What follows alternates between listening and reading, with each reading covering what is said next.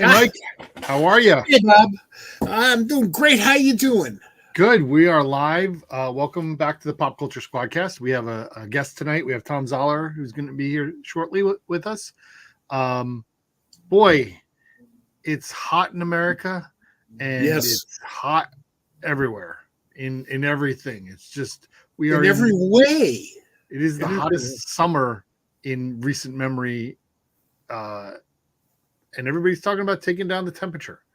We're going to do that. We're going to take down the temperature. We're going to talk about comics and cool stuff. And cool stuff, of course. Cool stuff, right? Of course. That's how we do I hear it wasn't 100 degrees in your neck of the woods in Baltimore. It was over 100 degrees today. It was so I have I'm trying to beat this heat and to defy the terror of this oppressive heat by spending like half an hour outside in the middle of the day. Just kind of like I either go for a walk or I lay on my deck for a little bit. Today I was not trying that.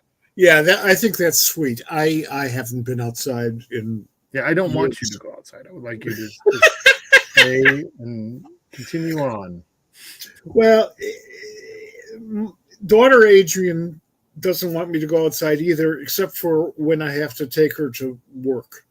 Sure. Okay, that's fair. I agree. We are on the same page. We are on the same page. But it's okay because it's at night, so it's that's good only ridiculously hot.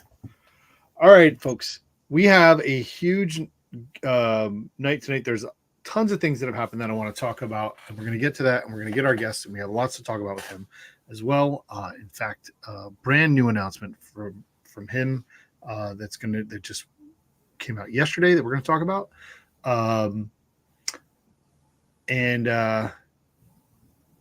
So first thing though is not great news. And I want to talk about it because it's kind of something we do. So earlier today, Variety announced or reported that Warner Brothers Discovery is laying off nearly 1,000 employees. There's only 10 to max, but we don't know the extent of where or what that is. And unfortunately, this is one of the more difficult things we always have to talk about in this industry. Warner Brothers Discovery is a parent of DC Comics.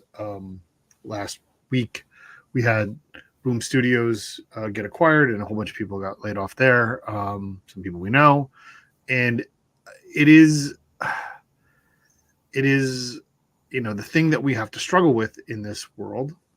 We all want everyone to be successful in making comics and being able to provide for themselves. I mean, there's this weird thing, and Mike and we talk about this a bunch.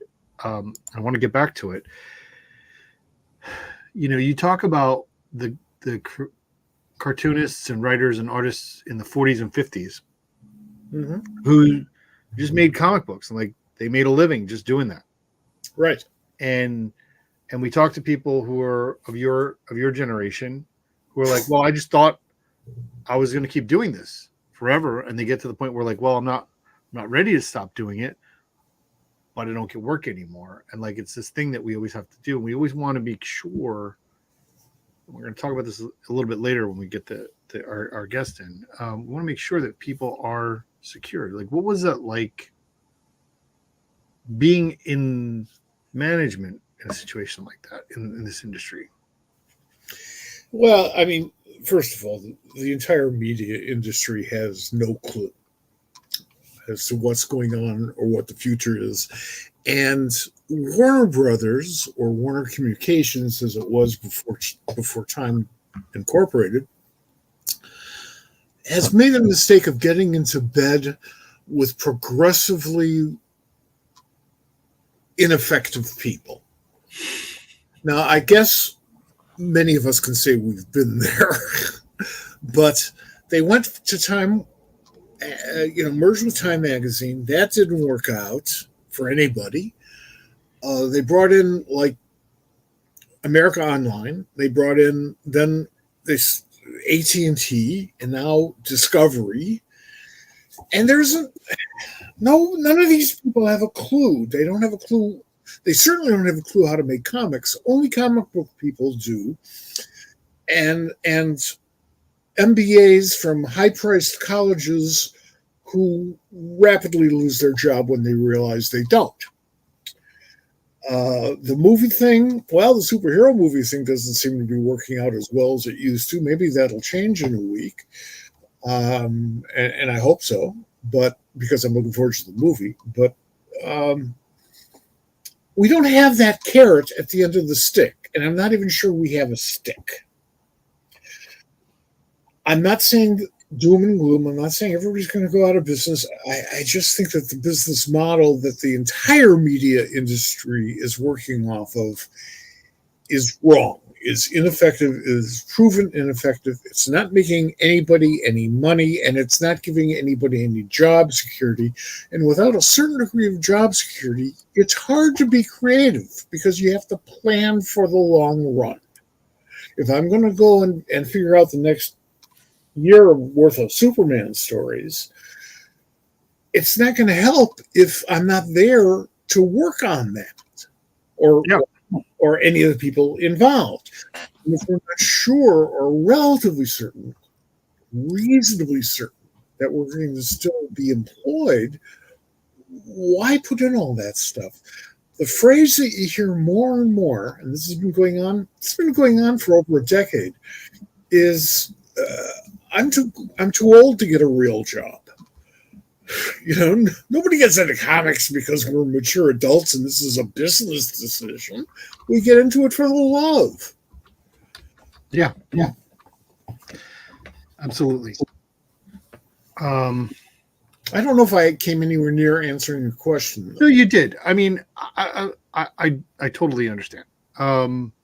We are, it's a crappy situation. This is what we're in, and we wanted, I just wanted to point it out. I wanted to make sure that there, let people know that there are friends of ours who are going to hopefully not, but possibly be in a tough spot, and we want to keep that in mind. Well, I'm glad that Kickstarter is still working. Yeah, I mean, that's true. I wanted, we need to, I was totally freaking out, just so you know, while you were talking, I was freaking out because our names weren't there on the screen because I had one of the things up, and we're going to talk about one of the things that I had up. I want to talk about another announcement. This is a positive. So we've had a negative story. We're done with that. Let's talk about good stuff. Yes, we led with a negative story. I know. We got to get it out of the way. Okay, that's fair. DC has announced some middle grade novels, and I want to talk about them. I have it up here. We're gonna bring them in right now. Here's the first one, and I don't know if you saw this announcement, but it looks fantastic. There are 4 or 5 brand new middle grade novels that are coming out in early 2005 by some fantastic creatives.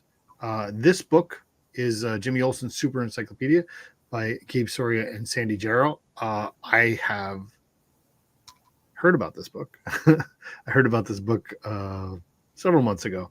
I'm really looking forward to that one. I'm looking forward to the internet losing its shit over this one. Yeah, well, I'm sure they will, but it's been quiet. I got it. This article came out on the 12th, actually, so last week. But it is there's a ton of new ones here. We have a Teen Titans Go on TV, new graphic novel by Amanda Dibert and Agnes Grabowska, and they are both fantastic people. And putting them together on a book sounds fantastic. I'm just very excited for what DC is doing here. It is the thing that we talk about constantly on this show about growing audience. If they can do this and get people to get excited about characters, and then that translates into other genres of comics at DC, and then even to other publishers, that's what we're hoping for, right? It also opens up a door that we may not have to go through, but it allows us the possibility.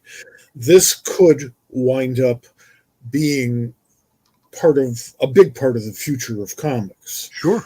We cannot maintain the comic book store model as the only way to buy comic book stories.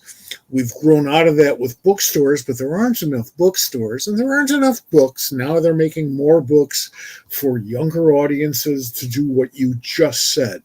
Bring in new readers, and hopefully they'll stick around for a while, as opposed to the young readers that we brought in during the 50s when I was a young reader. They figured 5 years and they're out. No. We have you for life now. Yeah, absolutely. There's more. This book, I've been waiting for this book for like a year and a half. I am so excited this is finally announced. And we have to get this fixed out. This is Matthew Dow Smith writing and drawing Misfits of Magic, which when we had Matt on last year, last early summer or maybe even earlier, we talked about a lot of stuff, but what we couldn't talk about was this.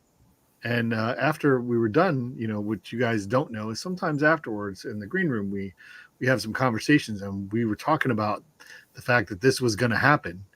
And I'm excited. It's basically a Justice League Dark, but in middle school. Well, wait a moment. Justice League Dark.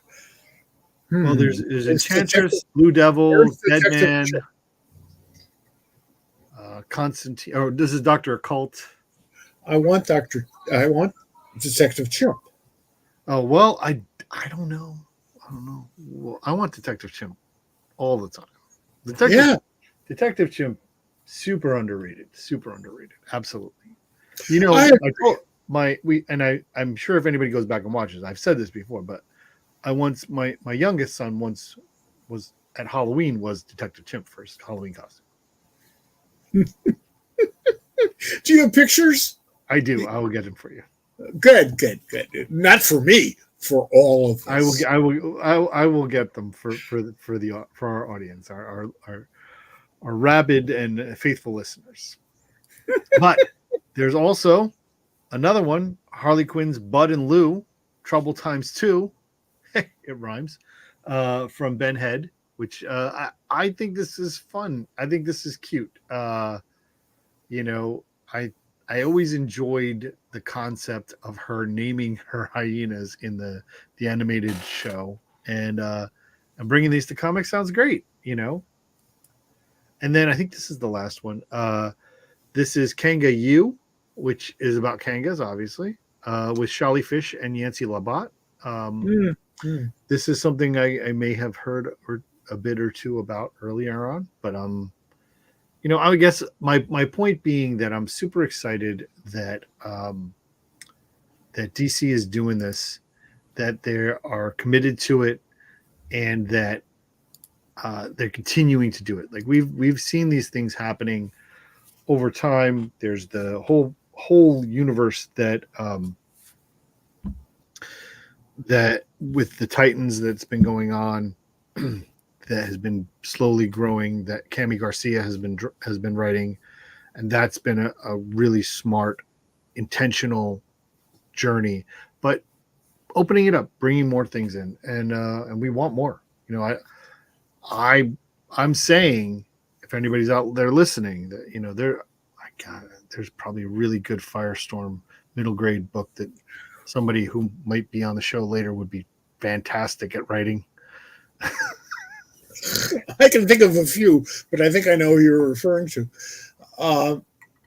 I've enjoyed a lot of the YA books from DC that I've read. I haven't read all of them by any stretch of the imagination. The Barda book killed me. I just thought it was one of the best Barda stories ever. Yep. And there are others that are of that. And there are good Barda stories. It's not dumbed down. No, and what I'm saying is that there are good Barda stories for you to make that claim. It's not like yeah. I mean, it's among that highest group. Yeah. And I'm looking forward to more of them. I don't know if that's going to happen, but I could ask the editor, but the editor up and quit before the book was released. No, he retired. Excuse me, he retired. Jim Chadwick, I've known for 1,000 years. Wonderful guy, smart as hell. I'm happy for his retirement. I have to say that. Oh yeah, sure. He left the country. Yeah, he's out. Smart guy. Smart guy. But I know what Jim would say if I asked him. He'd say, "Well, yeah, I hope so, but you can never tell with those guys." And that's true, no matter who owns them this week. Right. We have, like I said, we have a bunch of stuff, and for now, I think we're going to get to. I want to get to just some new number ones that people are out there. So for our listeners, and we're going to do this quick. I definitely trimmed it down this week, so we only going to talk about. Let me plug something first. Oh, I won't. Please. Every week on PopCultureSquad.com, Mr. Harrison over there reviews new number ones. I've been meaning to ask him whether he actually reads the second issues, but nonetheless, we just talk about a little bit of it here on the SquadCast. Bob writes in depth about it every week. So if you're looking at all these new titles and wondering what the hell am I going to like, or might I like, or should I spend my money on, check Bob out. There. Well, thanks. I appreciate that. We're going to talk about new number ones. There's this one. I absolutely appreciate that. We got banners and stuff like that. New number ones. So Last Wardens comes out this week, and we had Amit Tischler and Elliot Spurl on earlier this year talking about this book. We are excited. I've already read this issue. You've read this issue. It is a fun story. We're excited for people to be able to jump onto this book finally and get a chance at it. It's also a very striking cover. Yeah, well, Zach Howard did the cover, and Zach Howard is I would consider him to be underrated. I don't know why that is, but he's a fantastic artist. I thought you might like this one. So this is a collected edition that's happening this week. It's hitting this week from Dark Horse. It is Sergio Aragonés, Louder Than Words and Actions Speak. I love the fact that things like this get collected so that people who may not have been around to collect things when they came out get an opportunity to see the kind of humor and storytelling that someone like Sergio, was doing. One of the cool things about the online edition of what is left of Mad Magazine, and there's a lot of cool things because they reprint gorgeous artwork, wonderful scripts that are kind of dated because they're reprints, but the artwork is gorgeous. And they will just take a bunch of Sergio's marginal notes, the little drawings he does in the corners of the pages, and just run a couple of pages of that. That's fantastic. And, it's so easy to overlook those things if you're just reading a story. But here, when it's just presented on its own, it's like, oh, yeah, that's Sergio. Yeah, Sergio's just the coolest guy on earth. Right. Absolutely. I know you're excited for this one. I am. One of my favorite characters. I haven't decided whether I like the logo. I'm not a huge fan of the logo in general, initially. But I'm very excited to see what Jason Aaron has to say. That I always am. That logo, if Wally Wood had designed it, and it's not that far from a Wood design, it would work. But then again, I don't think Woody ever did anything that didn't work. So, well, that's true. This is from Dark Horse. I am cautiously optimistic. Not cautious. I'm wildly optimistic about this. Yeah. This is a new Gerard Way, Sean Simon book with Chris Weston on art. I hope this is the start of something fantastic. Paranoid Gardens is the book. It comes from Dark Horse this week. Dave Stewart on colors and Nate Picos on letters. It's a veritable cornucopia of comic goodness just on the credits page. Wow, you got a call out line there.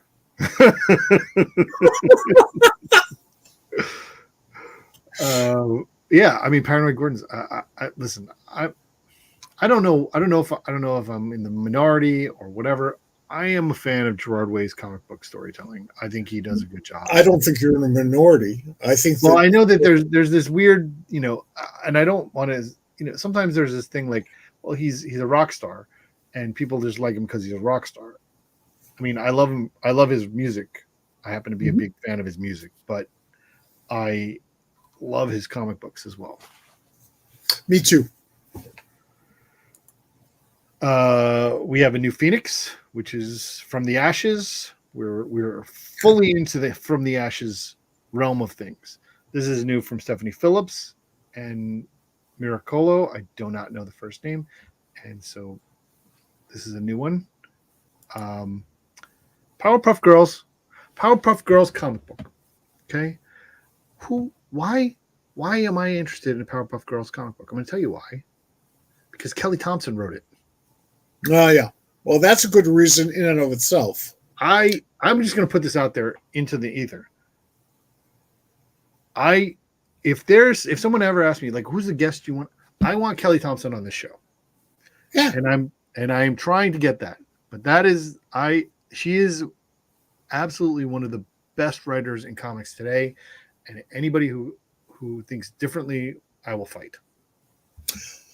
Oh, well, then there's no reason for us to fight because I agree. Exactly. I saw the show when it first went up, which I think was sometime in the 1800s. And it was last century. It was a long time ago. And I enjoyed the show. I mean, I understood from the get-go, I'm not in any of the demographics that show was designed for. Nor was That's fine. That I would think. But I enjoyed the show. I didn't become a slavish follower of the show, but I would watch it from time to time when I was bored or I just didn't feel like moving. And I've always enjoyed the show. I've never read any comic book or anything else that came out of that show. So given the talent on this one, I'll check it out. Yeah, exactly. Just want to bring everybody's attention to the Somna collected edition. The hardcover comes out this week.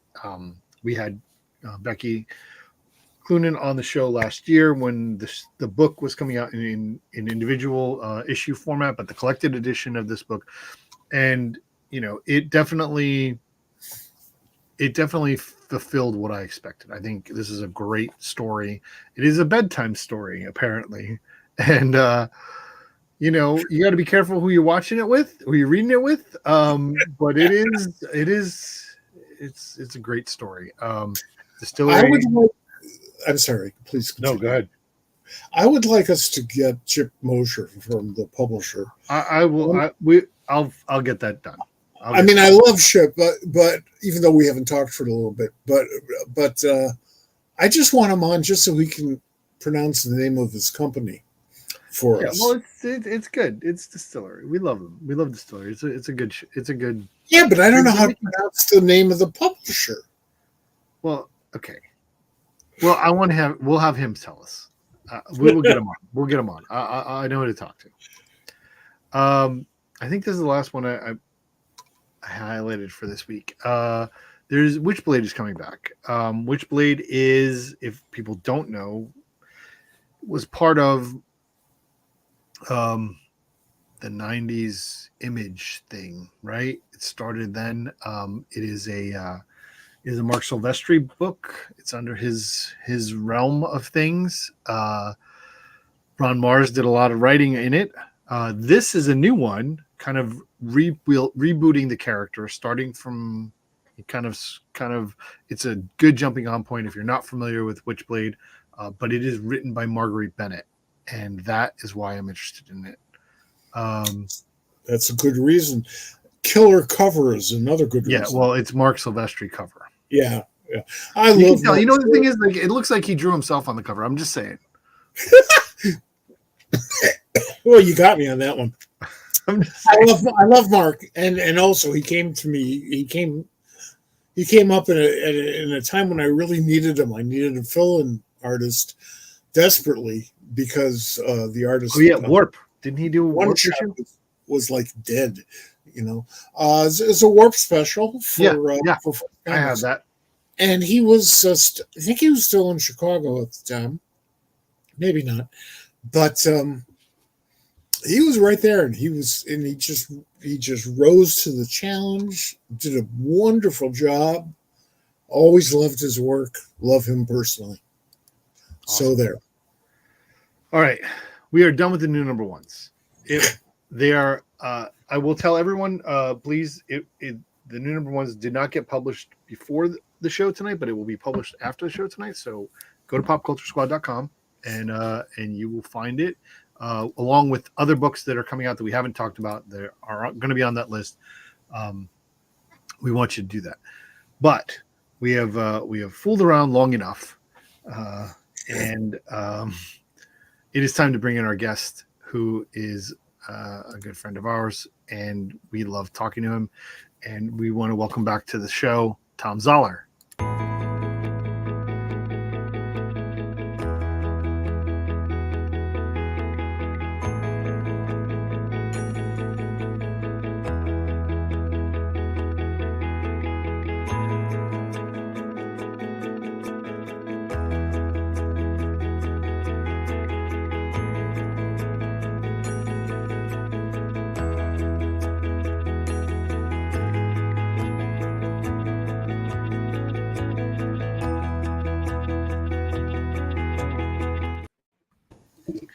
Hello, sir. There. Hey, Tom.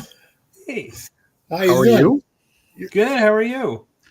Are you fully packed and ready for the chaos that is about to unfold on the far west San Diego? Oh, in no way. Right. Excellent. No way. What's the weather like out there? Do you know? Have you checked? Yeah, well, it was like in the 80s today, I think. Does it matter? I don't know. Yeah, the studio's air conditioned. I had to go out like 2 or 3 times today. No, we were talking about out in San Diego. You San Diego, go 75 outside? and sunny. Do you go outside when you're over there? In San Diego? Yeah. They don't take me in a private car from my hotel to the show. I have to walk on the sidewalk like commoners, and stop at a Starbucks on the way. That's fair. The nice thing about that walk is you always run into a half a dozen people that you know you like, or that you haven't met and always wanted to. I was with a horde of people once in San Diego, and Joe Kubert was walking the other way, and he was with a horde of people. Hey, Joe. Hey, Mike. And we just stopped and held up all of those other people. They couldn't go anywhere because the two of us were having a really deep conversation. It was wonderful. It was Joe Kubert too. So it depends what side of the convention center you're on now.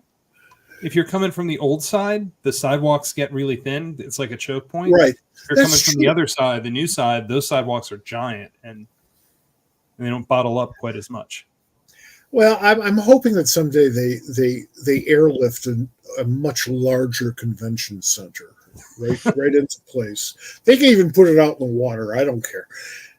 That it's like New York, although it's better than New York. New York has a convention center that is not worthy of being in New York. It's worthy of Clark Kent changing his into his Superman costume, and that's about it. San Diego's a little bit bigger, but not built for this. Mm-hmm. I want to talk to you about something that's going on. Now, we started talking about San Diego. I'm going to come back. There was an interesting thing I saw today, and I don't have graphics up for it, but it was really cool. Chris Irving, I don't know if anybody knows, he's an educator and a writer and host of things, came across in an archive some canceled checks to Joe Kubert from like 1942, like $24 that he signed, and then $36. There were like two checks that were addressed or that were made out to Joe Kubert from like 1940 from Hollister. I don't know. I don't remember who it was. It's again, I don't have it. It just we talked about Joe, so I brought it up. But like, how crazy is that stuff exists? And that, hey, in the 40s, he was getting paid to make art. Oh yeah, he was darn near working out of the womb. Like he just drew all the time. From the day he was 14.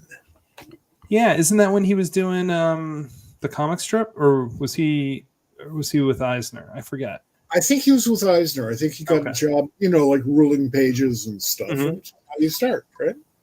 Yep. Yeah. And he did a lot of work for Harvey. He couldn't draw back then, but he sure as hell learned. Mm-hmm. Yeah. One of my favorite things is a crazy concept. Joe Kubert couldn't draw.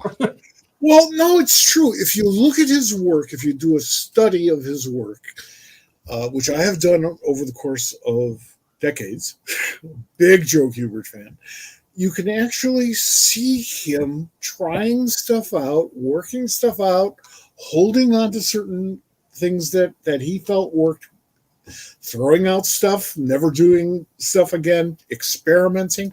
It's really quite a learning experience if you sit down and study it. That's an interesting concept, and so Tom, I'm going to throw it at you. Like your art. If I look at your art from beginning to now, not end,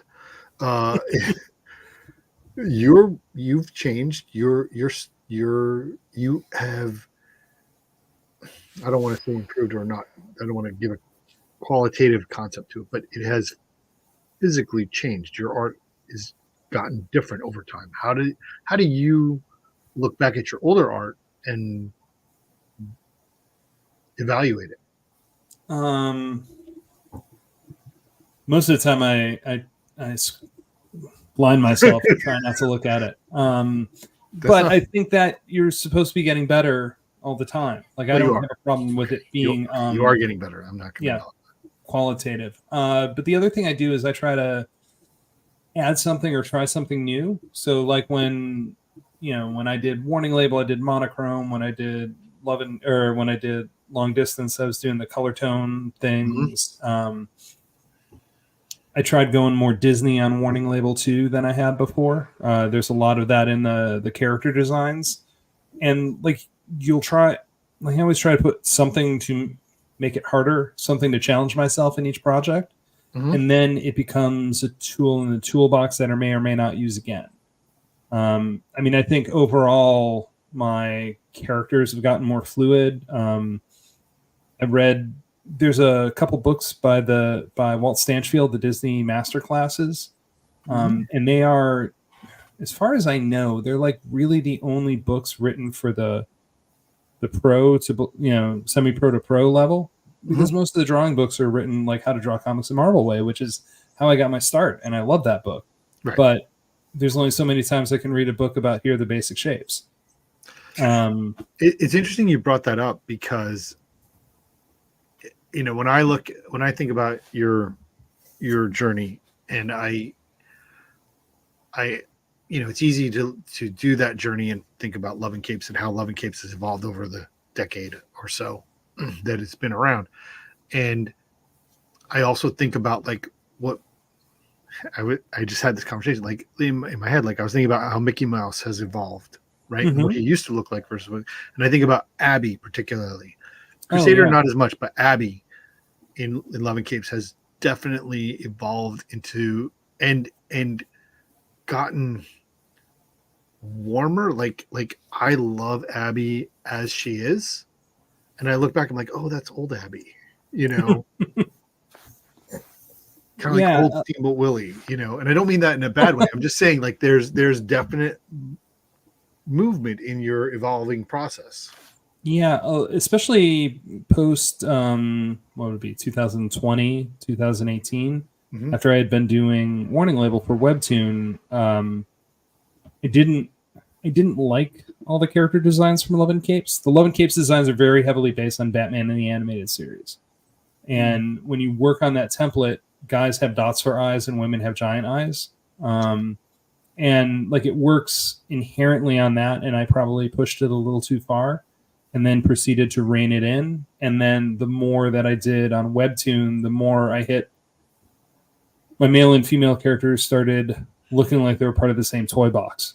And I brought some of that to Love and Capes, but I didn't want to completely redesign the whole thing. The thing that's interesting, I think about like the Steamboat Willie analogy, or the other one I think of is Peanuts, because those characters do not look the same from the time Schultz created him to the time he hit the 80s and was in his stride. Is that nobody ever complains? Like no, I'm not. This is not a complaint. I agree with you. No, but I mean, like nobody has ever come up to me and gone, "Oh man, like I didn't like the character designs back then, or you really changed, or anything like that." It's like either people go on the journey with you, and it happens so slowly, like the panels from Teen Titans about Raven getting more and more gone when she was turned tight. But even that was Perez just kind of refining the character as he went. If you look at the evolution of Lois Lane from the post Kurt Schaffenberger period, somewhere in the late 60s, early 70s, somewhere around there, until about 4 or 5 years ago, it's like there are 100 different characters who never met one another. She just doesn't look the same, and it's the same characters, and there's continuity, so she should kind of look the same. Now they finally standardized Lois Lane, and she will continue to evolve. But if you look at early Peanuts, as you had referenced, where everybody had these sort of football heads, but were still cute. And you look at Ub Iwerks' original Mickey Mouse, and you look at Floyd Gottfriedsen's. Both of those guys are heroes to me. You can understand where Eric Larson is coming from, who may wind up being my third favorite Mickey Mouse artist. He's doing a wonderful job for a purpose. It's actually a plot point. It's not just a fuck you Disney joke, which is valid in and of itself. I just want to come back, because one of the things, like, this is Pop Culture Squad, and we talk about comic books, we talk about comic book history, and you mentioned the famous Raven evolution. Was it? And I'm lifting the curtain. Was it with you that we talked to Marv about that? Was it you and I, or was it me and Mike? Because I had two conversations with Marv's. One of them was about that specifically, and I'm not sure if it was when I was with you, Tom, or was it with you, Mike. But I think it was you and Mike, because I think you're the one who told me the story. So so I want to tell the story. So I had asked Marv. It's very famous, and I want to say it's in New Teen Titans #1, Volume 2, the first Baxter edition. It is, yeah. And it is when Cyborg is looking at a whole bunch of screen caps or video that they have of Raven's evolution from New Teen Titans #1, which is 40-something issues behind, and how her face changed and got more sunken in, and her eyebrows came up and were starting to develop, and as she evolved. And I asked Marv, I said, was that intentional from the beginning? And he said, yes and no. And that George, through the evolution, changed her appearance slowly, just by happenstance. Like, they knew where she was going to go, but the concept of physically changing her appearance kind of happened over time. And obviously in that those set of panels, they accentuated it. But like, that's kind of concept where, like, as a writer or as a creator, where you're going, and that end game affects where you are now and how it's going to get there, which was, I think, brilliant. Yeah, it's amazingly well done, and it's also kind of catching lightning in a bottle, like when you realize you've been doing it. I mean, I think as an artist, you refine the character over and over, and like you really start to understand it. Honestly, it's why sometimes I skip some of the character design stuff, because I just know I'll figure it out when I start going anyway. And that you learn more from that than all the work you do before. Yeah, but I like your character design too. Oh, thank you. But it's just kind of that, like, you don't want to have that what do they call it, kind of paralysis. Like, you don't want to have paralysis from too many choices. Yeah. Like at a certain point, just start going. Yeah. While you were talking, I was paying attention, but I was also doing this mental checklist. That's how we do it.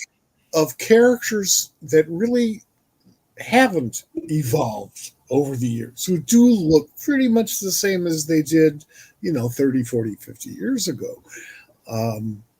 There aren't very many, but the spirit comes to mind.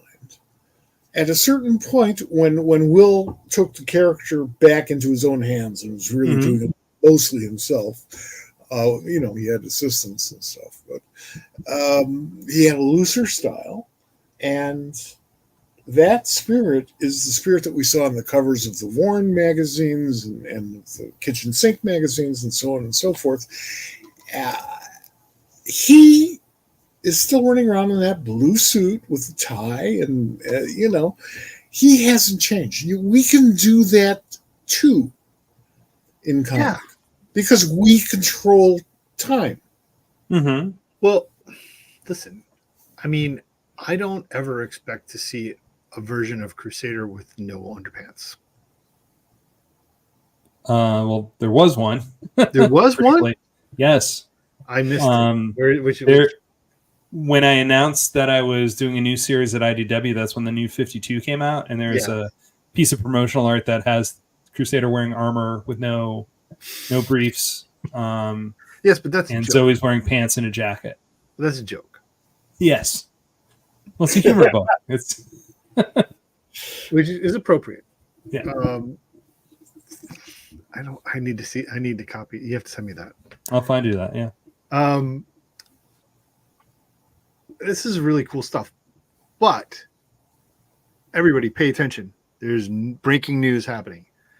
There's a new Thom Zahler comic that is going to be appearing at San Diego Comic-Con next week. That's right. Are you aware of this? I am aware of this. I retweeted it, and I'm aware of it. I didn't see your tweet, but I just found it like earlier today when I was doing my prep, because I do prep, and I was hoping that we could talk about it. So let's talk about it. There's a new comic called Hunger Action Heroes, and you did the art in it. I'm not sure that it's here. Switch. So there's a nice, really good article that you can go find out, and I will put that into the comments. But subsequently, I will remove this, and I will give you. We can see the cover. So talk about this book. This came to you 5 months ago or so, and you were it's been in the pipeline for over a year. Oh, really? Okay. Yeah. I know Chase Masterson from Deep Space Nine. She's a friend of mine. And she has her organization, which is Superhero IRL. And she was working with Feeding San Diego last year. So I did a couple of caricature events for them during San Diego last year. And I think I did some promotional art or something like that. And then they approached me about drawing this Hunger comic that they're going to put out and sell. And I had done a couple other projects with Chase's group and worked with Laura Innes. So first I had to make sure it's like, you sure I can't draw like Laura Innes, right? Like that's not going to happen. Yeah, but that's fair. Yeah. So they came to me, and it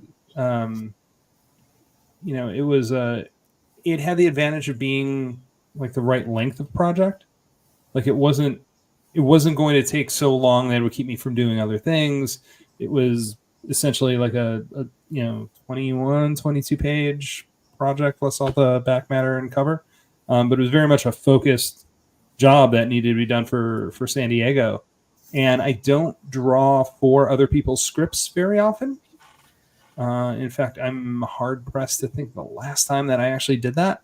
So it was kind of an experience getting back into that and trying to work with people's scripts. And it's written by Dr. Janina Scarlett, who does some of the superhero psychology stuff that you'll see at Comic-Con and works with Superhero IRL.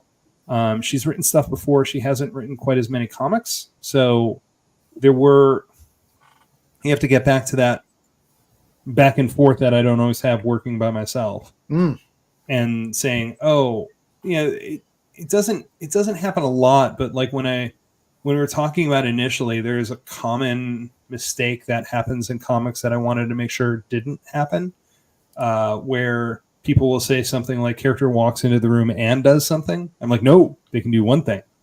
You cannot do two things in the comic unless you're a Carmine Infantino Flash character. You can't. Yeah. So it was helping guide some of that stuff in the early stages, but also, just making choices about what needs to be seen, what doesn't need to be seen. Because it involves lots of distribution of food at hunger places, there are a lot of crowd scenes in this. And it's hard, but it's also kind of fun to get back into the that kind of, honestly, Joe Kubert mentality of how much do I have to draw to get away with this? And like, you can't have the same level of detail in every panel. Like it's like you turn the crowd into a silhouette because that's going to focus your character. It's also less to draw, but I always make sure I'm never making those compromises because I need to make compromises. I'm making those aren't compromises. Those are decisions. Yeah, no. Then you whip out your like Alex Toth reference. I'm just going to say, first of all, the link to actually purchasing this is down there. It's in the chat. Everybody can get it. How is it being distributed? Is it just being distributed in San Diego, or you can buy it online? Yeah. No, that's not what I'm talking about. Oh yeah. General distribution. Is as far as I know, it's it might be in the Comic-Con gift shop, the Comic-Con museum, because they've partnered in a couple places, and I think it will be available through whatever headquarters Feeding San Diego has. Right, I understand. That's interesting. Very interesting project. And I'm gonna spill the beans, and I've seen this book. I've seen it. Yes, you have for a while. I'm just saying, there's this really, good-looking guy who's in Florida, who's, food insecure, unfortunately. But if you buy this book, you might see this really nice-looking guy who's in there. I'm just saying. Oh, yes, that's true. He's got a really nice mustache, and yes. There's also some other cool. There's another very far away person in a crowd scene, it might be Spock, I don't know, who might happen to show up in a crowd scene in this book. Well, like, how do you approach that, like, as an artist, where your situation where you've told us that this is not something you normally do. You are a cartoonist by trade, and you normally write and draw for yourself, or at least write for other people, or if you're drawing it, you've written it, so this is different for you generally. How does that type of stuff, where you kind of throw yourself in it in ways that is not necessarily in the script, how do you do that? Does that make you, what does that do for you?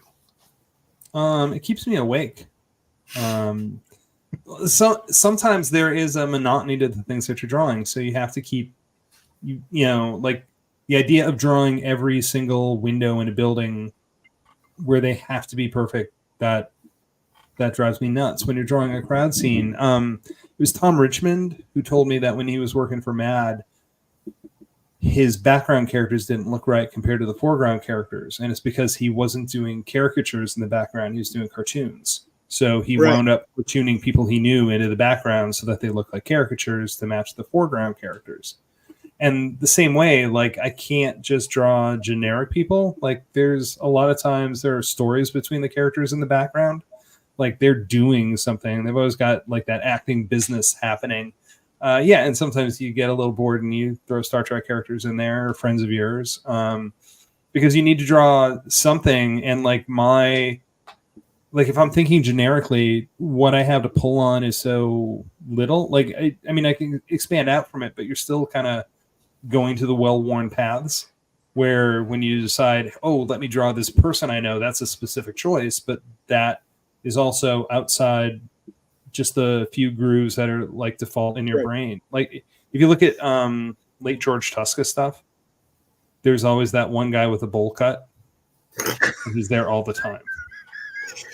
Jack Kirby, particularly in the early to mid 60s in his Marvel work, had a continuing cast of background characters. I mean, you'd see the same people, or pretty much the same people, in all of these crowd scenes. Mm-hmm. And it actually got to the point where I was wondering whether, like, these are friends of Jack's, or does he have them on salary? I mean, what's going on here? He always had these background characters, and it became a cool thing for me. And I was in my mid-teens at the time to sort of look through those crowd scenes for his characters. Mm-hmm. I loved doing that. I'm probably bored. It reminds me of a story. It's funny that I just thought about this. I'm in the middle of, for any comic book fan who's watching, I'm in the middle of a reorganization of my comic collection. So I'm moving it from, and I may have mentioned this before, but I'm moving it from by publisher alphabetically to just straight title alphabetically. So it's a massive migration. Anyway, I was moving some stuff this weekend, and I ran across a issue of Excalibur that I have. And I remember getting Ron Lim to sign it. And I handed it to him. He's like, "Oh, this is my friend I drew on the cover." Like, there's a crowd scene. He's like, "Oh yeah, this is my buddy, this guy, and this is my other buddy, this guy," and it was really funny. And that's great. I think that's fantastic that you're able to, kind of keep, as you said, keep yourself sane by, drawing this stuff, and making the story and throwing things that entertain yourself while you're doing this. Yeah, you can't take all the spontaneity out of it, because then it's the same way that when you go from pencil to ink, it's hard to maintain that energy.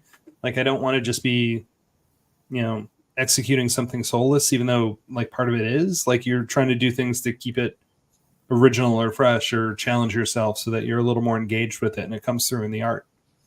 Absolutely.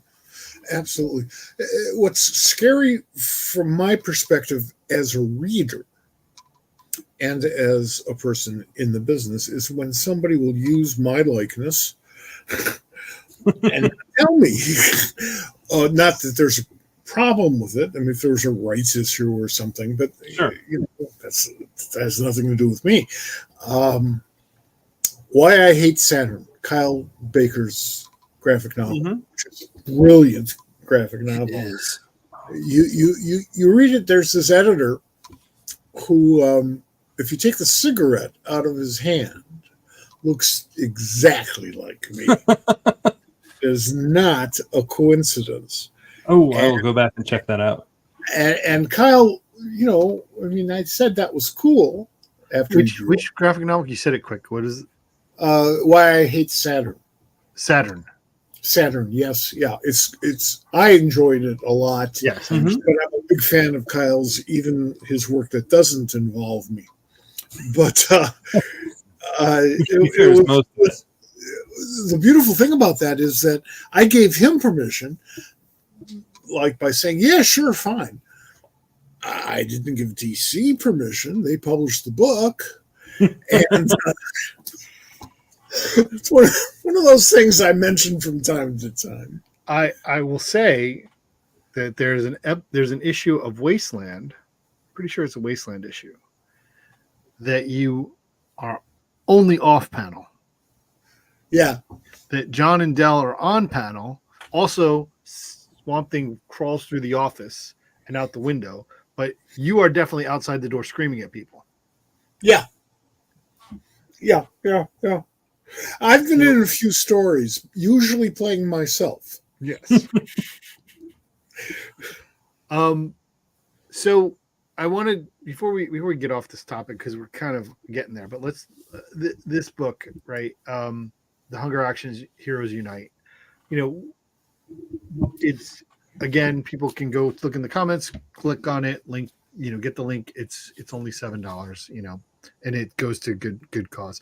Mm-hmm. What attracted you to doing this, and what was the process of this, making this book like?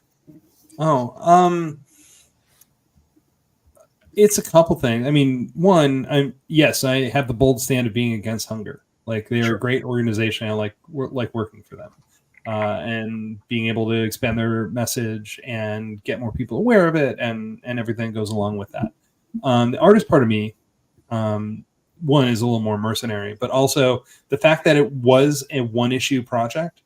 Like, I wasn't signing up to draw 6 issues of this thing, which would then, it's a different type of commitment. It's a different, like, one issue I can do and not have to sacrifice other plans. If I start picking up 6 issues of something, it's got to be something I really want to do. So, and actually just to work on somebody else's script, because anytime you give yourself limitations, it challenges you to figure out new ways to deal with something.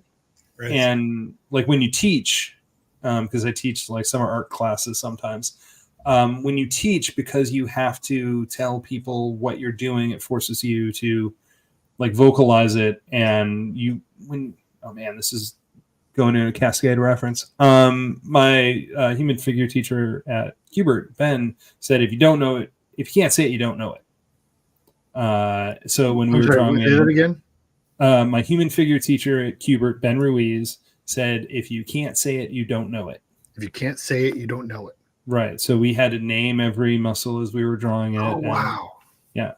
I can still do most of them. I can't do all of them. And then apparently it happened more than once over the course of his teaching. Bob didn't go to Hubert, right? Yes. Sorry. It's okay.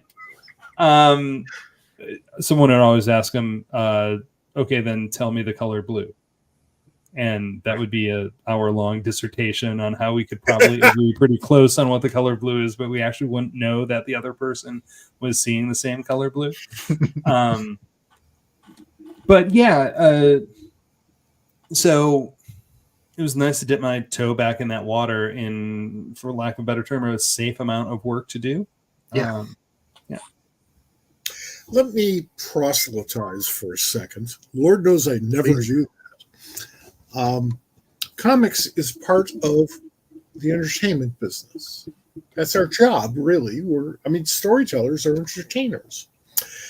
And entertainers recognize that we have a commitment to society. And we give back from time to time. The biggest pricks in Hollywood still do benefits all the time without bitching. And throughout history, we all work on stuff to hopefully make this planet a better place. We don't even think of it as dues, but it is, and it extends beyond comics to the entertainment business because we exist for the public who pays us. Mm-hmm. So anytime I hear or see a project such as the one you're involved with, I think, great. Payback. Payback to humanity. And that's wonderful. So my hat's off to you, Tom. Well, just to be clear, full disclosure, I was paid for the project. So it wasn't completely altruistic. You should be. You did work. Well, there are other one of the things that happens when you are in this kind of space is that people ask you to give things, donate things, like I do it at the My Little Pony charity auctions all the time, things like that. It's weird. It takes a while for you to learn how to say no to things, and sometimes you pick one that you're working with. There's an organization here in Cleveland called the Superhero Project, Right. that takes critically ill children and then draws them as superheroes as part of their recovery process or their life process. I've been working with them for almost 10 years now. And that that's another thing that I love doing because I like all the stuff I get to make with my art, but I like the connections that I get to help, the ways that I get to reach out with my art too. And again, it's like, it's exactly like it's the right amount of bandwidth in that kind of project. Because there are all times, as an artist, you also get a lot of, I have an idea, I'll write it, you draw it, and we'll split the profits. And that stuff,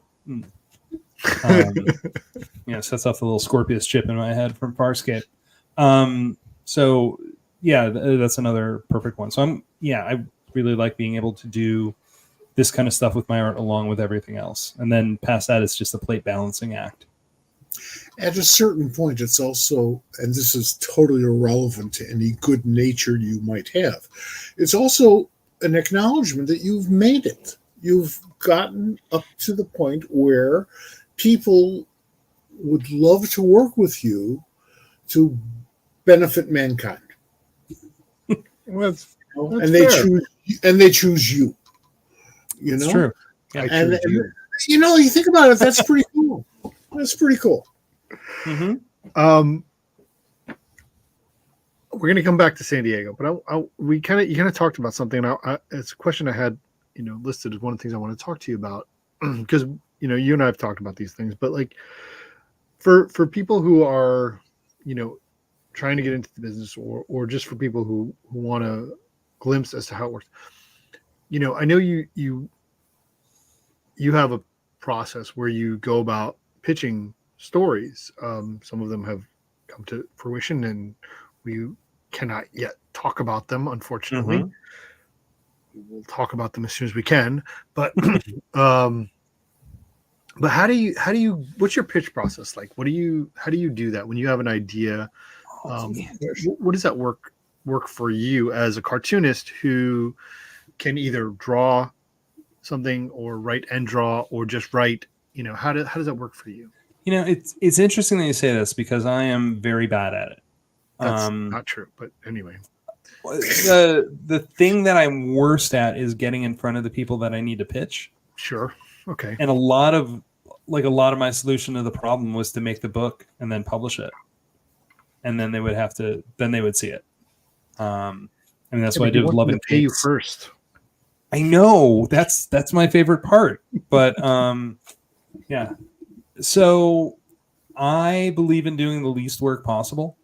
Mm-hmm. So I try to find out as much as I can about what they're looking for. I mean, we used to pitch My Little Pony stories all the time, and you wanted to ask, is there a character you're looking for? Is there a thing you're looking for? So being able to target that, and then sometimes I'll reach out and hit them with like a high level concept just to see if it's in the ballpark of what they're going for. Cause I don't want to pitch hey, I've got some science fiction, Mars kind of thing, and have them go, oh, we got 2 of those. Like I want to, before I really flesh that out, I want to make sure that there's a space for it. But it's interesting because there's a thing that came out of Denver where I might be working with an artist and doing like much more the traditional go to a publisher and pitch a thing process. How do you feel about that concept? And tell me as much as possible about that, because we have not discussed it. I don't want to say too much about the concept. I understand that, but like, how's it going with that process where you are actively pitching this to a publisher? Nothing's going wrong because I haven't gotten to do anything with it yet. Okay.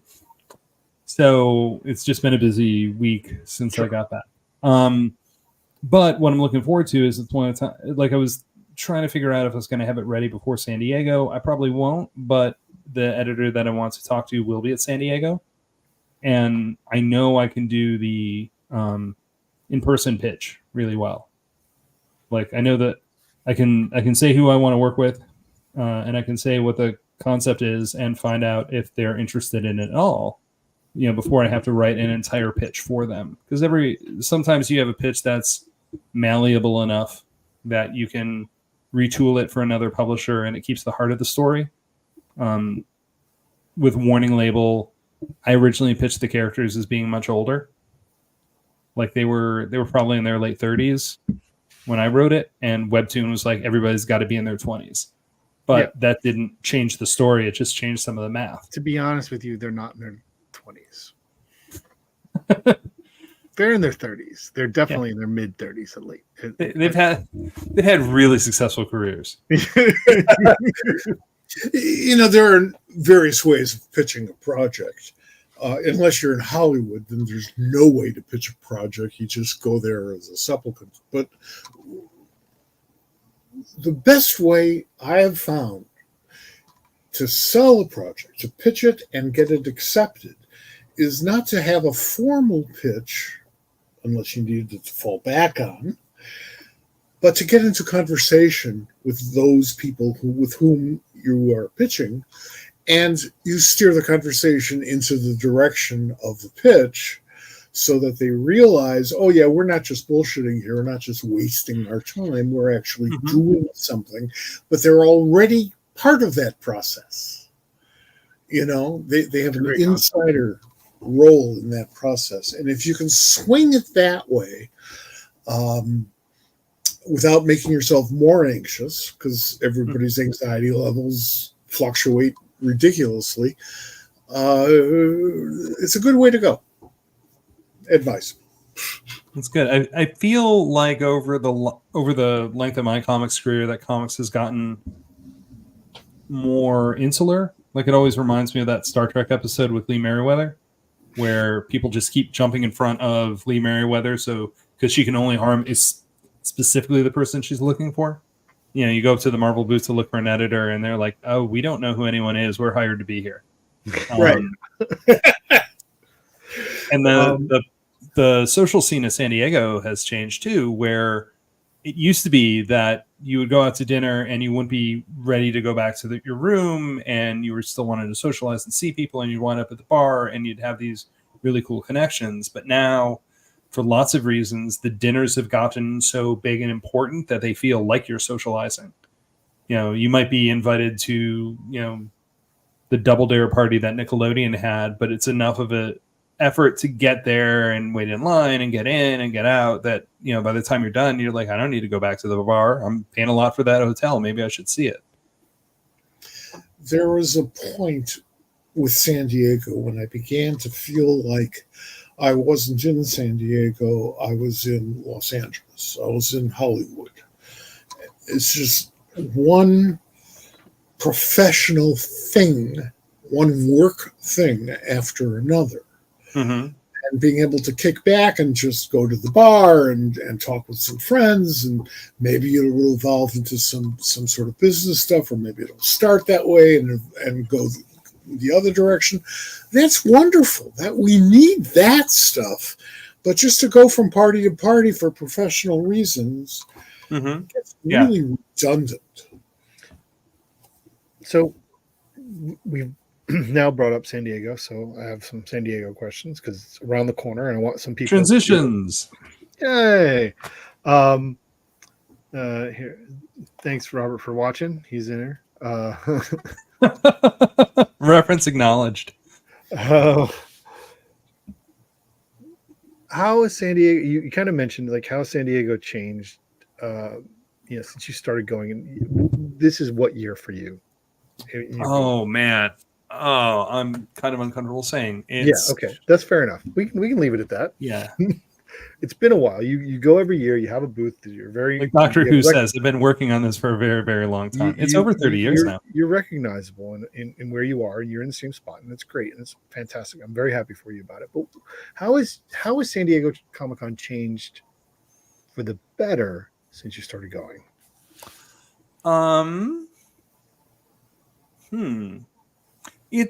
It's hard to say because there's so much stuff that changes as you change. Sure. So because I have a booth that affords me hotels in a different way, and that becomes easier to do. because I can't say how it's better for someone who is coming there the way that I did in '94, because that aspect of it has changed. Like I think some of the line management stuff is better. Okay. I think the star aspect, like I know why people like it, but it's less important to me, and that's not just being jaded, but so much of the panel experience is designed to be shared as it happens. Like, one of the things companies have gotten better about is they're not trying to keep you from showing the thing that they're showing. They're trying to get you to show the thing that they're showing. Like, I remember when Marvel premiered the Iron Man trailer, you could only see it in that room. Right. And there was a bootleg video on YouTube for a hot second that I totally didn't see. But now I remember, because my booth was, before they did the Warner merger thing, my booth was like 2 rows away for San Diego. And people started cheering at the DC booth, and you're like, that's weird. And then you heard a little bit of the music in the background, and you're like, oh, that's the Batman versus Superman trailer. You could tell because people cheered at the Wonder Woman part, and the rest was kind of quiet. I'll tell you what I miss about San Diego, and I have been there for a few years, ever since, the cane and flying across the country in ever shrinking seats. I miss Hypnosex. There was this storefront right near the convention center, near the old hotels, called Hypnosex, and it was there for at least 10 years. Might have been there a lot longer. Hasn't been there for about a dozen years. And I have no idea what happened inside Hypnosex. I thought when AIDS, started coming around, and everybody was really scared for very good reason. I was thinking, well, this is safe sex, because you just go into Hypnosex and you leave and you think you got laid. But so there was a storefront that you passed every year. And you're like, I wonder what goes on in there, but you never went inside.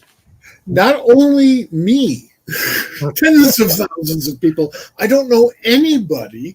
I can guess a couple, but I wouldn't really ask. But I don't know anybody who ever said they'd been there. And it was there forever. The good old days. You know what else is better, by the way? What? The city. Okay. The city, they're appreciative. They're appreciative of it now. Like, Comic-Con isn't just that weird thing that happens at the convention center. And like, in a lot of ways, I think the new Hilton that they built changed things.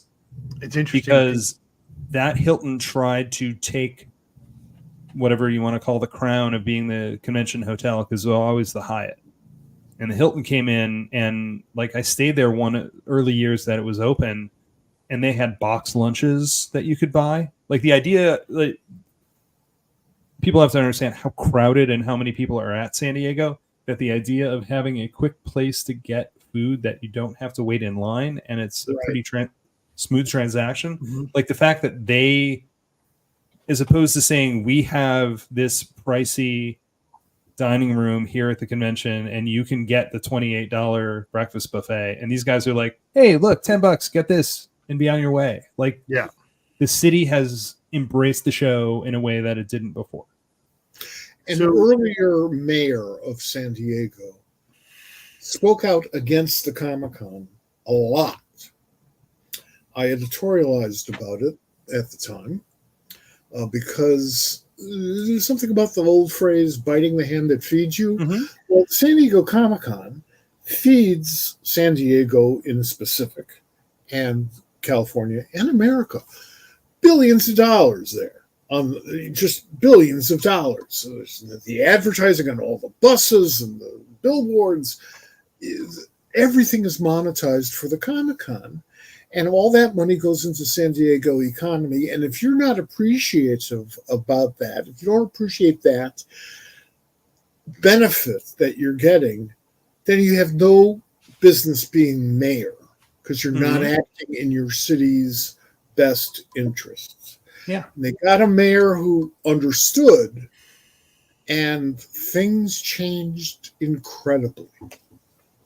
So it's interesting you bring that up, and I don't think we got a chance to talk about it last episode because I definitely wanted to bring it up. There was an article that came out. I think it was in Forbes. I think Rob Selkowicz wrote it, if I'm correct, about the dire consequences of what may be happening in San Diego related to the Comic-Con and its unhappiness with the city, particularly the hotel situation. I don't know if anybody else saw it, but apparently the convention is struggling with the way that the cost of hotels is becoming a capitalistic, escalation, and maybe preventing people from coming. And so the convention is significantly concerned with that. And I think that's, obviously people are concerned, and it's to the point that I think the convention has stated that, we need to look at this. Otherwise we may have to look someplace else. I've been hearing that for decades. Okay. And it is valid. It has been valid for decades because at least maybe 20 years ago, the San Diego Comic-Con outgrew San Diego. San Diego isn't that big a city. It's a nice city. Don't get me wrong. I enjoy it. And they've got In-N-Out burgers. But it's bigger than that. And you can't fit it in. Just as the New York Comic-Con is bigger than New York, than Manhattan, which is a scary concept. Right. Yeah, it gets into weird market theory stuff for me. Sure. Because my hotel at San Diego isn't much more than my hotel in New York. But New York and San Diego are different if it's not Comic-Con. Right. Whereas the New York hotel at Comic-Con is this New York hotel at not Comic-Con. Whereas in San Diego Comic-Con hotel is not the same price as a San Diego hotel that's not Comic-Con. Right. But that There's happens a lot at of talk. I'm sorry. Oh, sure. But it's like they're not filling the rooms. Right. They're sold out. I think that's the concern. The concern is that they're afraid that that's not going to happen. Okay. Oh, they're always afraid of that, particularly these last few years with COVID and all. Sure, you bet. Right. And last year was a delightful breath of fresh air for me because the actors weren't there. Yeah. And it really did stop there from being so many giant party events that took away restaurants. Like the city was manageable in a way that it hasn't been since the early 2000s when you could still get a table at a restaurant. And that part was radically different. I mean, part of the thing they need to do is build more hotels if it's gonna hit like that. Right. And then push more. Well, and they also, underground. I'll tell you, I never really appreciated San Diego until I went there without the Comic-Con. Mm-hmm. I've been there a few times on business pretty much business. But last time I went to IDW, they were publishing our stuff for a while. And Greg Goldstein, who was running the joint at the time, asked me why I was staying at the hotel I was staying. It was about a mile walk from IDW. And it was January, it was like in the 70s out. I didn't mind walking a mile in January because it was weird. But nonetheless, Greg drove me back to my hotel. Very nice of him. Such a California thing. Yes. And he realized that just on the other side of the parking lot of the hotel was an In-N-Out burger. And he says, "Oh yeah, East Coast. That's why you're staying at this hotel." It's absolutely true. Yeah, one year I forgot my banner at the hotel. my little roll-up banner, and Bob Ingersoll, because I used to travel with him all the time, and I had to go back down. Like they held it at the hotel, and we went back down because we'd go up to LA for a week. So we made a day trip and went back down to San Diego, and it was so different. Like, because there were so many less people, and like it was calmer and just cooler. Like I also really liked the Sunday night before the show, or I'm sorry, the Sunday night after the show, where half the people already left. It's even better than that. It's better than that because the Sunday night of the Comic-Con, there's still a lot of people waiting for their planes for Monday. Some of them not voluntarily. I have worked to solve that problem this year. You solved it? That's another problem. The airport is not big enough. The number of people that run through it, and I have not had a flight that hasn't been delayed coming out of LA, and I can't remember how long. So I haven't flown for a while because of stuff like this, and because it's hard for me to get from one place to another. So I've had that problem for a long time. But as far as I'm concerned, when you are getting on an airplane or you're going to the airport to get on an airplane, all bets are off. Good luck. Yeah, as someone who flies a lot, it's a 50-50 proposition at best. Right. You have to like give it away. You have to you have to go into this situation when you're going to, particularly it's never when you're leaving home. It's always when you're coming home. And you just have to say, whatever happens, and roll with it. Like it's that thing. And I know, and Mike is not willing to do that. So, well, specifically to this show, the difference to me is that if I'm stuck at any other airport that I'm flying to for shows, I can probably find somewhere to sit. Yeah. Okay. I can probably get in line for food before my plane takes off. Very good. San Diego, it's so many people in such a small airport. It's why I'm flying out on Tuesday this year. Yep. Yeah, that makes sense. That sounds sane. I don't know. This whole thing, just give me the Star Trek teleporter thing and we'll screw everything else. Yeah.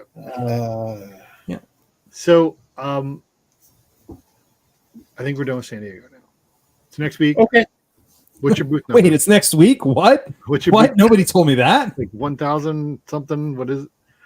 Where do people find you there? Oh, booth 2000. 2000. Booth of the Future from 24 years ago. Yeah, exactly. So, 2000. It's fantastic. 2000.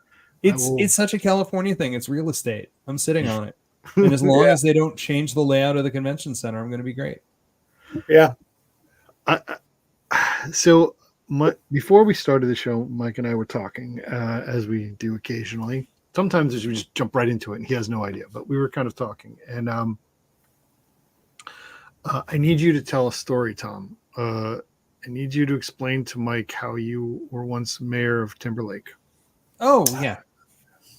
I was let's set the scene here. Tom lives in like this pristine little village on the Lake Erie, and yes. So I live in the great village of Timberlake on the shores of Lake Erie, not too far from where they're filming the Superman movie. Yeah, about 20 minutes away, and it's this lovely town. I grew up here. I bought a house here. I really do love it here. It looks like a very organic housing development. Like the houses aren't all cookie cutter. It's all very like it grew on its own, and it is surrounded by actual suburbs. But once you're in the village, you're in the village. Like you don't see other stuff. It just feels very insular, and I really love it. And back in like 2003, 2004, somewhere around there, they were looking for people for village council. And I decided that I was going to run. I had thought about it for a while. There was some drama going on with our police department because as a small community, we had to decide whether or not we're going to maintain our police department or if we're going to subcontract with one of the cities near us, which we do for fire already. And it was just very dramatic. And it's kind of like, if you're not going to if you're not going to provide police and fire, why don't we just become part of Eastlake, because then the taxes would go down, that kind of thing. So I ran for council, and for 2 years I was in charge of the sewers, the sanitary sewers. That was horrible, because anytime the sewers backed up, I heard about it. Nobody ever called to say they were running great. Like, I literally became scared of rain, because I knew when it was raining, something would back up in somebody's house and I'd get a call. And then 2 years after that, it's 4-year term.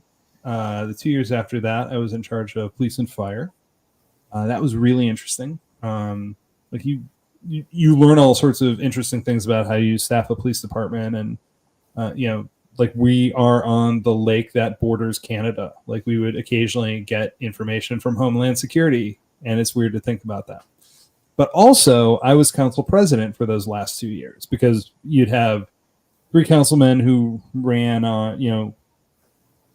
you'd stagger it like the Senate, so that not everybody was being brought in every year. It's like half the council would rotate every 2 years. And council president's job was essentially executive officer. If the mayor left town, essentially he would 25th Amendment himself and say, well, I'm out of town, so Councilman Zahler is acting mayor. And one time in particular, I remember, because one of the things I love about my town is I can walk. Like, it's a really, really walkable town. Everybody knows each other. I've been asked, are you that cartoon guy? Which I've decided that I can live with. And fortunately, I can't be old man Zahler because my dad lives in the village. Yeah, there you go. But the mayor's wife, it turned out it was nothing too serious. She has some sort of condition that causes her to lose her balance, but they had to call the rescue squad. So I saw the rescue squad in front of the mayor's house. And I'm like, oh, if something happens, I actually am mayor. Like, that's how that works. Like, it all got really real. That can get very disquieting, yeah. Yeah, because what I really wanted to do was secede from the union. And back then I wanted to run riverboat gambling off the lake, start some offshore bank accounts. That's how we'd fund it. We'd have an open border with the United States. We'd still use the same currency. And we couldn't imagine that Canada would let anyone invade on a half-mile stretch going straight. So I figured we'd be pretty protected. Yeah. That may rename it Tomber Lake. Tomber Lake. Yeah. That may very well be the reason why I can't think of too many cartoonist politicians. It does. You don't want to give people the keys to the car, man. The interesting thing to me, because it wasn't, I mean, there were partisan divides, but it wasn't really partisan, because it doesn't feel like there is a particular, like, I was surprised. It was very much that Kissinger thing about people arguing because the stakes were so low. But we're arguing over how to fund the police department. And, like, it was amazing how intense the arguments got when you're like, but we all agree we need a police department, right? We all agree we want the trash picked up.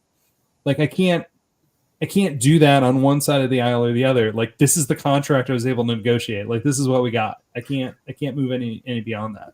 It's interesting because you're kind of bringing up that point where, like, listen, that is the type of political process or administrative process that I think we all look for. Like, hey, something has to be done.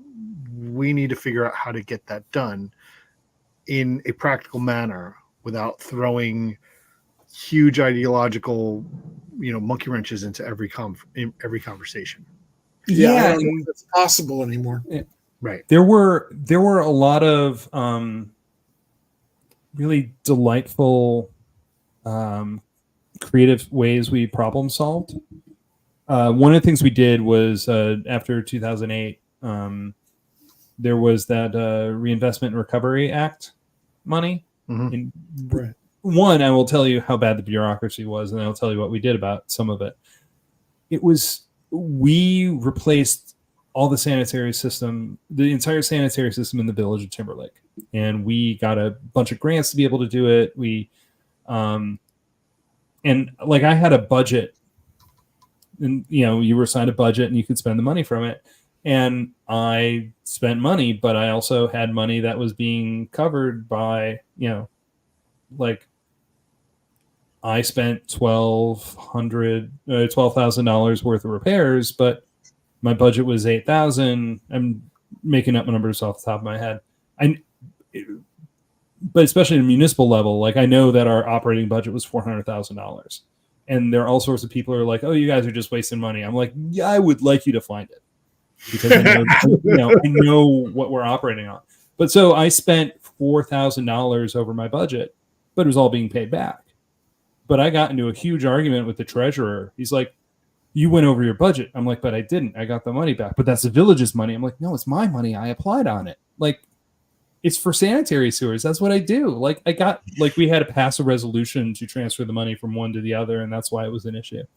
One of the rules, or one of the requirements in operating with the Reinvestment and Recovery Act is that you had to have a giant sign that said this project was being paid for by the Reinvestment and Recovery Act.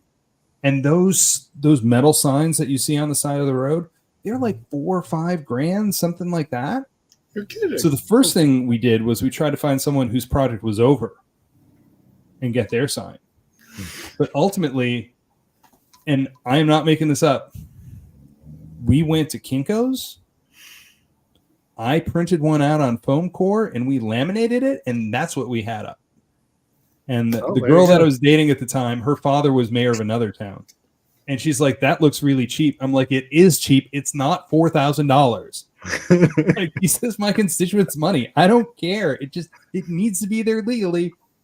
I save the village money." So that's great. That's my hats off to you. And that's a cartoonist's solution.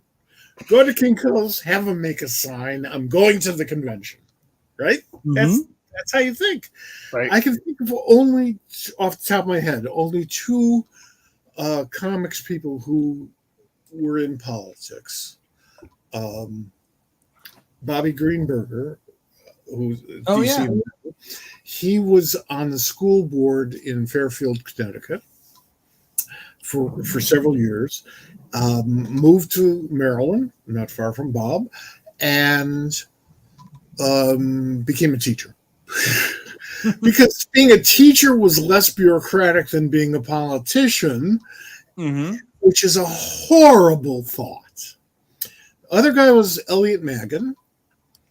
Elliot ran for, I think it was the state legislature in New York on Long Island in a district as a Democrat in a district that had never voted for a Republican since Lincoln.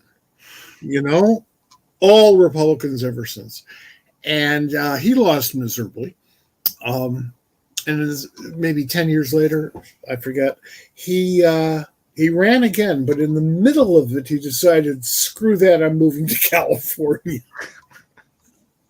It will. Yeah. There's a reason I never went back. Like, I did my one term and I did like a 2-year term on Board of Public Affairs, and I was out. Like, I still do stuff for the village. Like, we have a family day picnic and I'll be doing caricatures up there, and I love doing that, but it will chew you up. No, it is clear that you understand the concept of social responsibility. It is very clear and admirable, because most people don't. But like I said before, we're in the public eye. We serve the public. Yep. And you go all the way, and that's great. It also ruins some TV shows and movies for you. Yes. Like, I don't know if either of you guys watched that Once Upon a Time show, kind of Fables Light on ABC. No, I haven't seen it. Mostly because it was Fables Light. Yeah, the Evil Queen. I had to watch it for reasons which don't need exploring at this juncture. But the Evil Queen was the mayor of the town, and like, I would drive my girlfriend nuts talking about it, because the queen would set things up like she was stealing money and go, "Oh no, it's for a secret project to build a playground." I'm like, "No, there's still sunshine laws. You have to disclose that. How is that working? That's not the way any of this works." Anytime Green Arrow runs for mayor, I look really closely at it. In my youth social services work, and some of my other political work, I've had the opportunity to work with a hell of a lot of politicians, senators and congressmen, mayors and governors, all kinds of people. And the beautiful thing is when they start out, they're great. Even if you disagree with everything they do, it's heartfelt and they want to improve along the lines that they think things should be improved upon. And they want to fight in bureaucracy. They want to get rid of bureaucracy, the greatest evil in the world. And then sort of year by year, they make these, and this is not true for all of them, almost all. They make little sacrifices as they go up the ladder. And they become, without knowing it, different people. Yeah, and I think there are exceptions. Yeah, well, and I think it depends what you're aiming at. Because one of the things that frustrated me when I was on council is I wasn't trying to make anything better. I was trying to keep it running. Like I wasn't trying to change the way things worked. I was trying to make sure that the place I grew up in existed. We got two Bobs. This is weird. Two Bobs. I watched a Star Trek episode like this. Huh.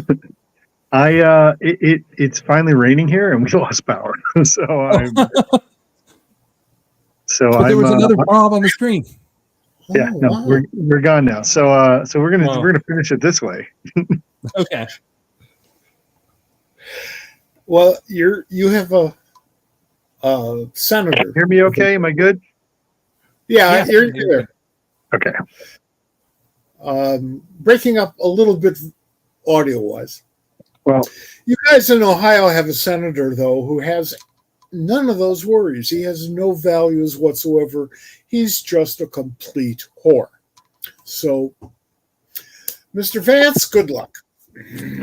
See, I go all 1776 on this stuff. What's the Franklin has that great song about I won't put politics to pen. It's a mania. Yeah. I don't do politics. I mean, I'll talk about how to get money out of the Reinvestment and Recovery Act, but yeah. No, and that's the important part. The rest of it is fanboy shit. Oh yeah. So, as we're wait, one more story about that. Scary, man. Yeah, I know, it's crazy. When the Republicans had their nominating convention 16 in Cleveland, it was the same weekend as San Diego. And Cleveland, much like San Diego, did not have the hotels to maintain it. So, and it's honestly, this is part of the reason that I'm a little more sanguine on some of the hotel stuff, because I set my house up to rent on Airbnb for an outrageous price. The thing that happened is the city of Cleveland hosed me because they figured out, wait a second, we don't have hotels, but we have a lot of colleges that are empty right now. Yeah. So they stored people in the dorms, collapsing the Airbnb market, where it could have been the most profitable San Diego of my lifetime. Well, them politicians are going to screw you one way or another. The bureaucratic mentality is the only constant in the universe. Oh, geez, yes. It's the greatest evil. It is the greatest evil. So, Bob, I think you're about to get us back on track, but I might have been wrong. I'm gonna bring us home. So now I can't do any of the other things that we were going to talk about because I had a whole bunch of other stuff set up. But we're just vision of you with a whiteboard going, look, this was going to happen. Well, yeah, it was. Listen, there's a whole. I have OneNote set up. There were pages open in Chrome that I was going to bring in, but we're gonna go to question of the day, and we're gonna bring that in. We haven't done this in a while, so this is the question of the day. This is we're gonna let Mike go first because he's gonna give him a second. But the idea is, what is the first non-DC or Marvel comic you remember? And I'm asking this question to Tom because we've talked and we grew up in the era of getting comics from the spinner rack the first time. As we grew up in And for a long time, for people who aren't of that generation, that's where you got comics. You went to the, convenience store or the gas station or drugstore, and there was a spinner rack, and almost all of those comics were Marvel and DC. So we grew up reading, there was X-Men, or there was Captain America, or Avengers, or Justice League, or Green Lantern, or Batman. And then you got exposed to the concept of other comics, probably some of our first non-DC comics, or Marvel and DC comics, were first comics. But Mike, your experience, and I know there's one other piece, and I know where you're going to go with this, but there was another piece of comic book stuff that kind of had fallen away from the spinner rack by the time that Tom and I got there. What's your first non-Marvel DC comic that you remember getting and reading? Well, first of all, I'm older than shit, so we know that. By Marvel, you're for the purposes of this conversation, you're referring to Atlas. That's how old I am. The first non-Marvel, non-Atlas or DC comic I remember reading was Archie, just like Sherry. My sister had some old, and by old I mean circa 1951, Archie comics, and she had to babysit me, so that was among the stuff that she read to me when I was 2. Shortly after that, I never stopped reading from that point forward. I do remember when I was about 4, my mother and I were walking alongside a drugstore. It was a hot summer day, and the door was open in the drugstore. You can see the comic book rack. You can see the spinner rack.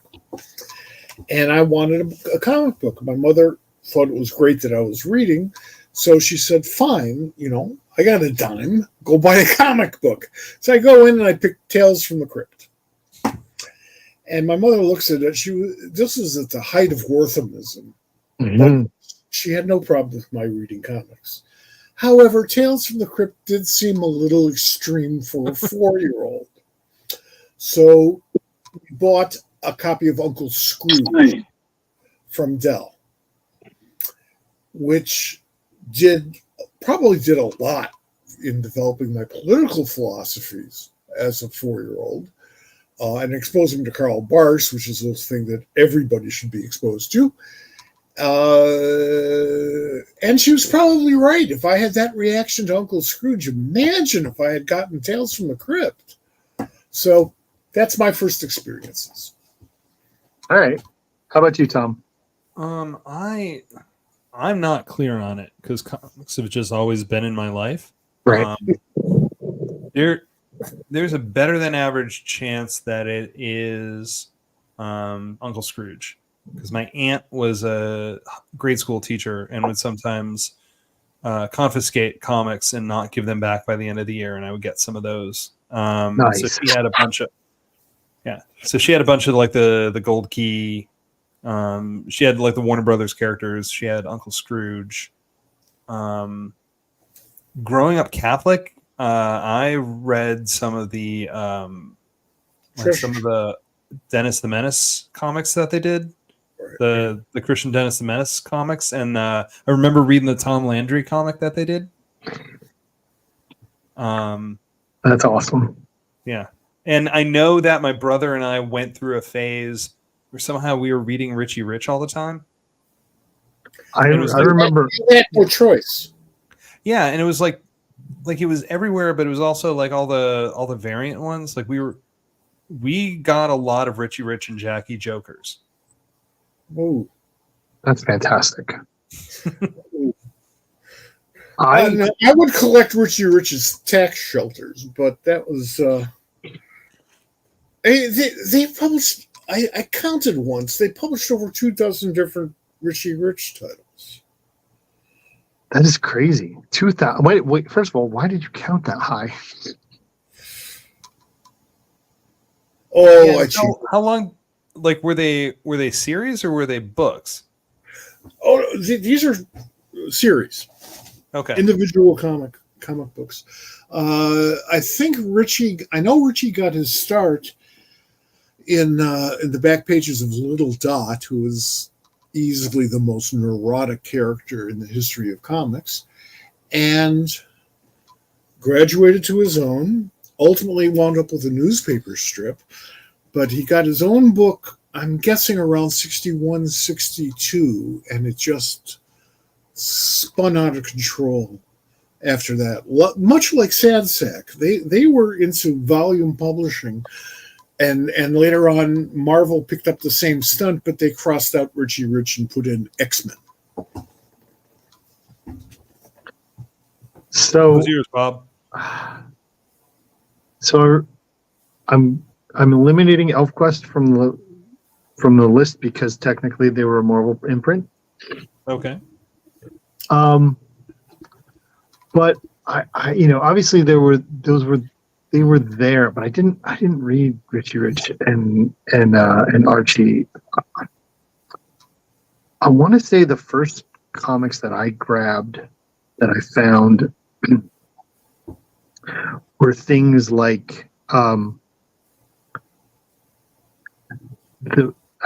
remember the Blue Ribbon books, like the Blue Ribbon superhero books. The Archie ones, yeah. Yep, the Rich Buckler covers and stuff like that.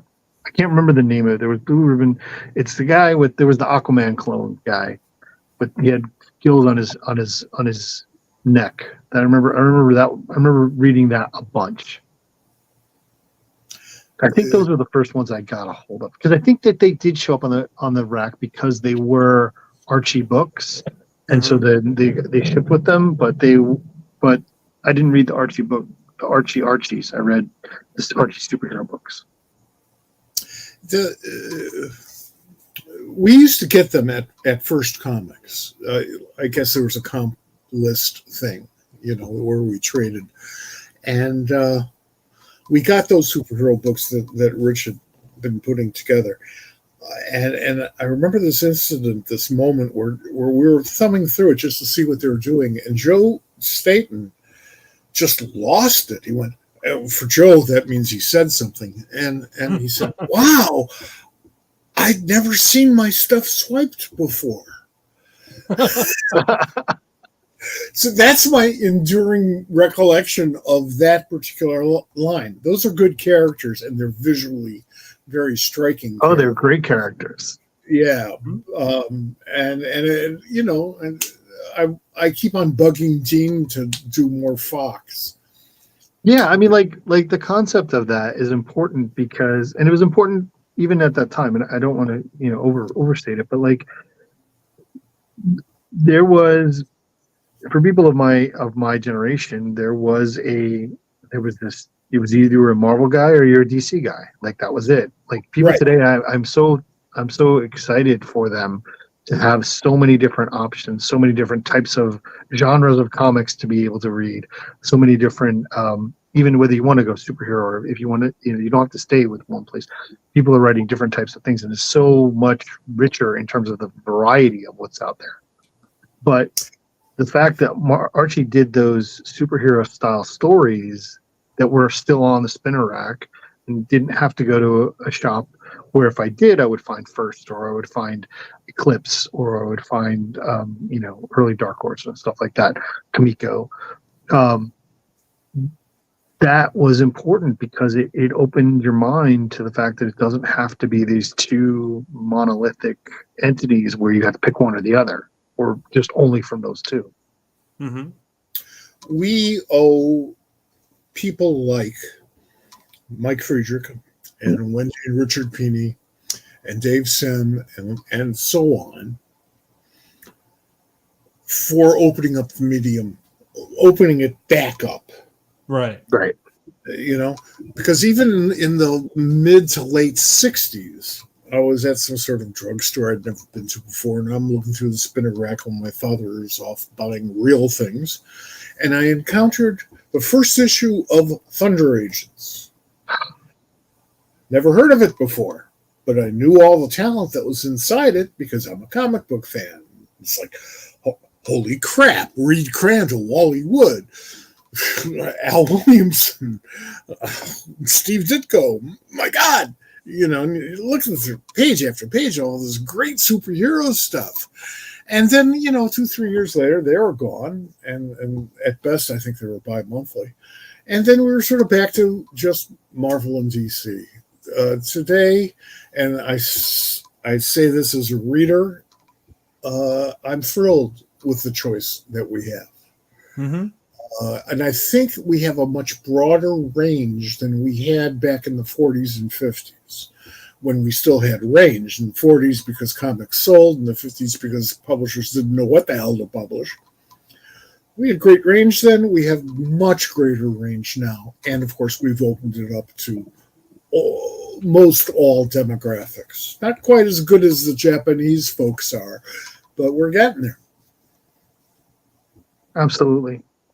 Thank you guys for being here. Thanks everybody for watching. I apologize for my weather-induced change of venue, but I want to make sure anybody who came in late, go back and check the comments. There's a link in there to a book that Tom just worked on and is going to be available at San Diego Comic-Con.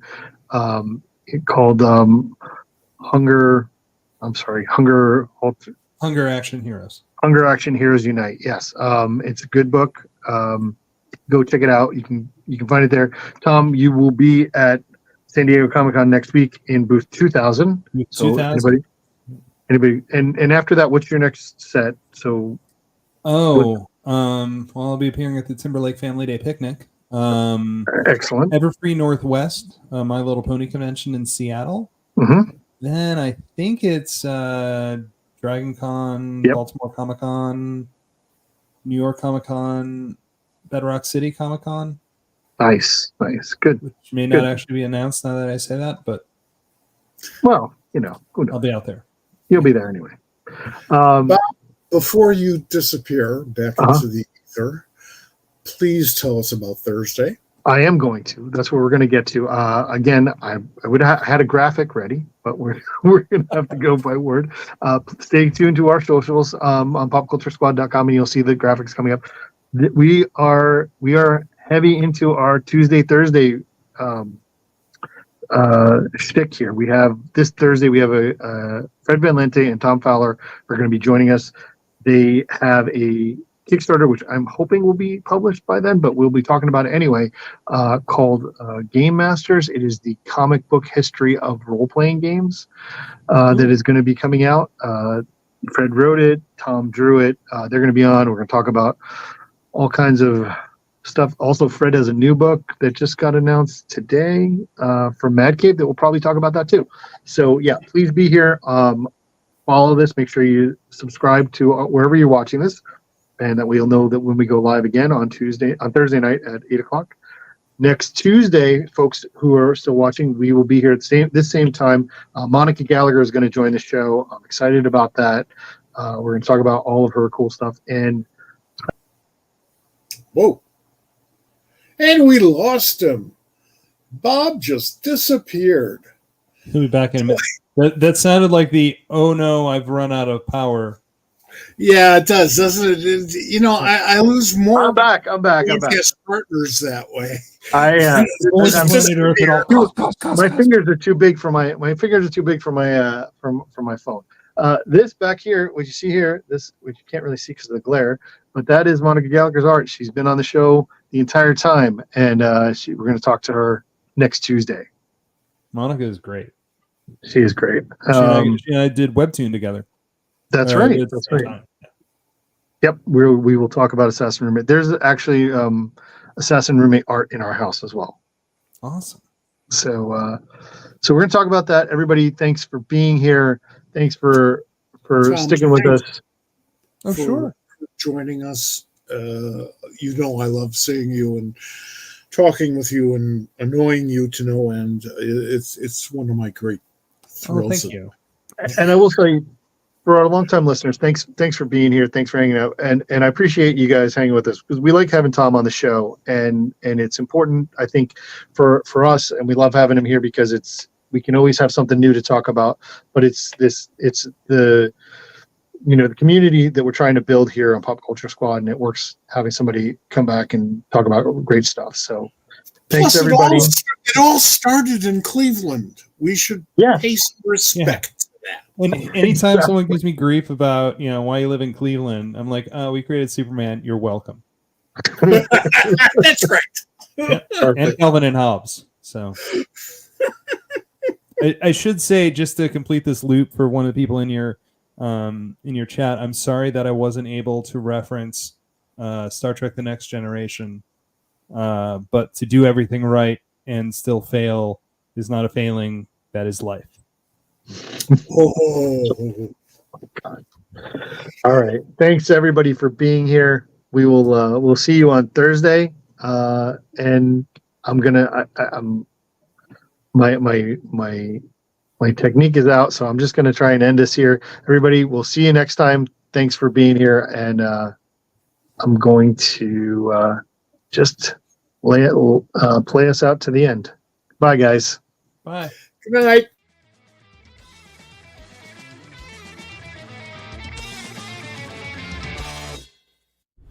This has been a production of the Pop Culture Squad Network. PopCultureSquad.com. How do you nerd?